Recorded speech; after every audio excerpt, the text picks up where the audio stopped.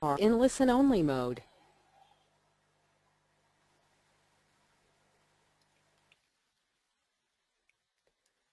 Welcome and greetings to you all. We are recording this webinar to be shared throughout the Institute on the 31st of July. It's actually been more of a challenge than the first one for us, and there's a thunderstorm going on, so if you hear some sounds, you'll understand what it is. So it's different from the one we had in May, but we hope that the same number of people will connect in together at 2:30 p.m. Rome time on the 31st of July. Morning in Canada, US, Peru, early afternoon in Europe and in Africa from north to south, late afternoon in Mauritius, where most province members are in the middle of their 8-day retreat at the end of July. It will be evening in India, Nepal and Bangladesh as you listen, and moving into night in Vietnam, Manila, East Timor and Australia. Salute da Roma to each one. This feast of St Ignatius has always been significant for us, and especially so this year because the GC will be in Loyola. It is near Azpeitia in the Basque province in northern Spain. Loyola is just beyond the town, and there is the sanctuary of Loyola and the retreat house where we will have General Congregation 2014. In 1491, the 13th child in the family was born here in Loyola Castle. He was known as Inigo de Loyola. Today, this castle is enclosed in the complex called the Sanctuary of Loyola, and the main basilica in the Baroque style was built between the 17th and 18th centuries. Here we will gather in September, beginning on the 7th and concluding on the 30th. On this feast day of Ignatius of Loyola, we remember the gift of our inherited spirituality. It is a pathway to God, as our Institutum says. Ignatian spirituality is a spirituality for everyday life, as we well know. It insists that God is present in our world and active in our lives. God can be found in all things, and all things can be found in God. It is a pathway to deeper prayer, to good decisions guided by keen discernment, and an active life of service to others. And so we take up one of the key words we used in May, remembering. We remember the roots of this spirituality, the beginnings of the path of Ignatian discernment, were here in Loyola. In June 1521, Inigo was carried back here after his injuries at the Battle of Pamplona. He was critically ill that month, but then he began to recover. From August to December, he spent long hours reading, and this led to an extraordinary change of attitude and lifestyle for him. God used this reading to bring about profound change in the heart of Inigo. The lives of the saints, particularly Francis and Dominic, touched him deeply. He began to see Christ as hero and leader, and the saints were like knights in the service of Christ.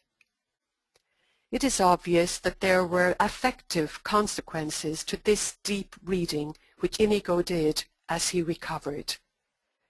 These would become important as he learned to discern. The self-effort of pondering and feeling became very important for Inigo, and he later made it one of the bases for the process of the spiritual exercises I know.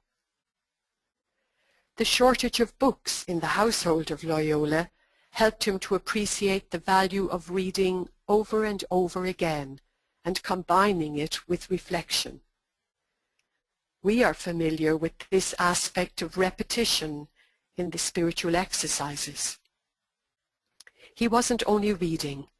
Inigo was also thinking, and gradually he saw how thoughts about the things of the world led to discontent, whereas thoughts of taking on the rigors of the saints left him feeling happy. Slowly he realized that he was being stirred by opposite spirits. The acknowledgement of these opposite spirits at work in our hearts is the first step on the way to discernment. This happened for Inigo 500 years ago. Today, in July 2014, we ask ourselves, what are we reading regularly? Do we take good time to ponder, to reflect?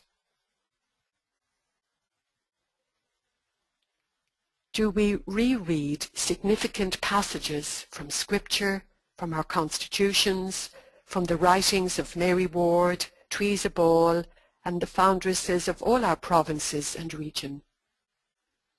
How are we reading the Institute report for GC 2014? Are we holding these in one hand while our other hand holds the newspapers of our time and place, with endless stories calling out to us for a compassionate response? Do we allow ourselves to be deeply touched as Inigo was? Are we moved to action, big or ever so small?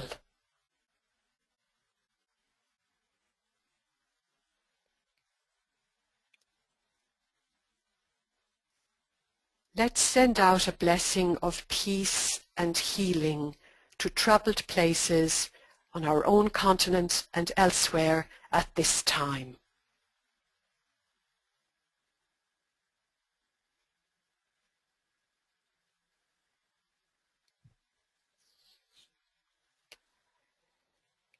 It's also helpful to remember Loyola from another perspective.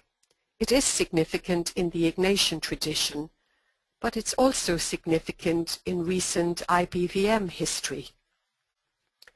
This is not the first IBVM GC to be held in Loyola. Sister Agnes Walsh, while she was Superior General, did amazing work to encourage understanding of Ignatian spirituality. So 40 years ago, a very significant IBVM General Congregation was held here in Loyola, GC 1974. We know that the history of the 1970s was different for ours in North America, but some of us do remember GC 1974 well, and many will recognize these booklets which hold its message. They were precious for many of us for several years. Here are 3 of them. Sometimes we can overlook the significance of events and documents that are part of our most recent heritage, whether Irish branch or North American. It was a joy for me to receive a message remembering from Renoch Donlan, Irish province, known to many of you. She shared some of her memories of that GC in 1974, which she felt was a landmark event in our IBVM history. I asked her if I could share them with you. She spoke about the privilege and excitement of going to a GC in Loyola, the first GC outside of Ireland for the then Irish branch. She remembered the key decisions to be faced, in particular regarding the location of the generalate. There were directed retreats before the GC, a first experience for many present there. She remembered a facilitator and being asked about her feelings, also a first. She spoke about the awareness of cultures, dominant culture, variety of cultures in IBVM. This GC was a very significant step in internationalizing the Institute, and you know that the Generalate did move to Rome the following year. Renoch and others among you are expressing the hope that GC 2014 will be another landmark one for us, an opportunity to listen deeply to the Spirit and to the signs of our times and to respond in action. In May, we spoke about the need to rekindle. How do we rekindle the fire in our hearts, personally and as a body? How do we catch some of the fire and zeal that touched Inigo in Loyola nearly 500 years ago? Can we allow ourselves to claim the courage, the honesty and the hope that is evident in our IBVM documents from GC 1974? Here are two quotations from another booklet from 74, Serving Christ in Others. The dynamic life of the Institute in every time demands that we have the vision, the courage and the humility to restrict our apostolic choices and to limit our mission with realism and daring by concentrating our apostolic energies at a given time. And also, as persons and as group, the apostolic force of our lives depends on what we are, the sort of religious women we are, rather than on what we do.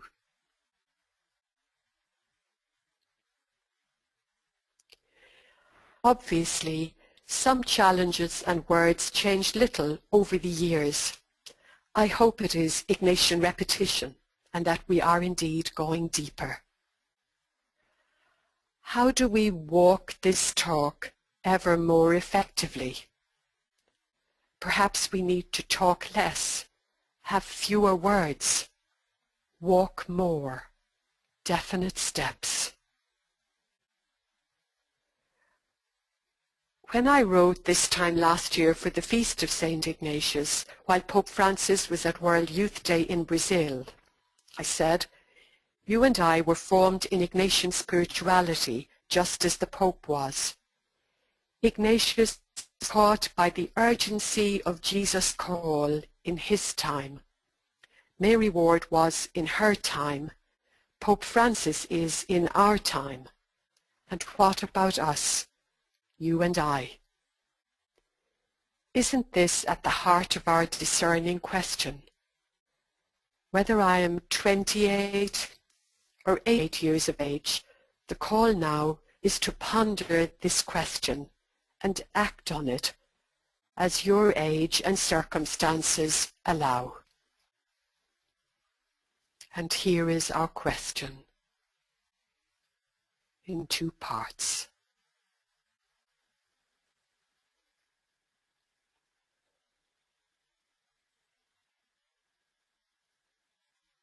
In what ways is God inviting us within our Institute reality to live this prophetic discipleship in the 21st century? What activities, resources, structures will nurture and sustain, release and unblock the fire and the passion within us and in others for the Magus?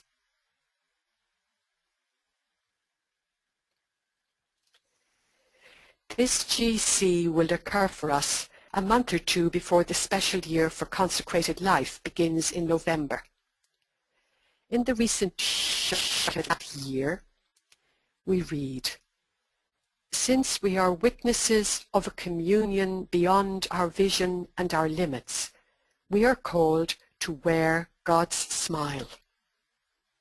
And again, Community is the first and most believable gospel that we can preach. This is possible for every one of us at every stage of our lives. Can we truly say to enquirers, "Come and see us"? What will they see? Will they find in us a passion for Christ and compassion for the marginalized? I want to trust that they will. With God's love and grace poured into us by the Spirit, we can experience union of heart and mind. Let us join with each other now and sincerely pray together. Take, Lord, and receive all my liberty, my memory, my understanding, my entire will, all I have and call my own. You have given all to me. To you, Lord, I return it. Everything is yours. Do with it what you will.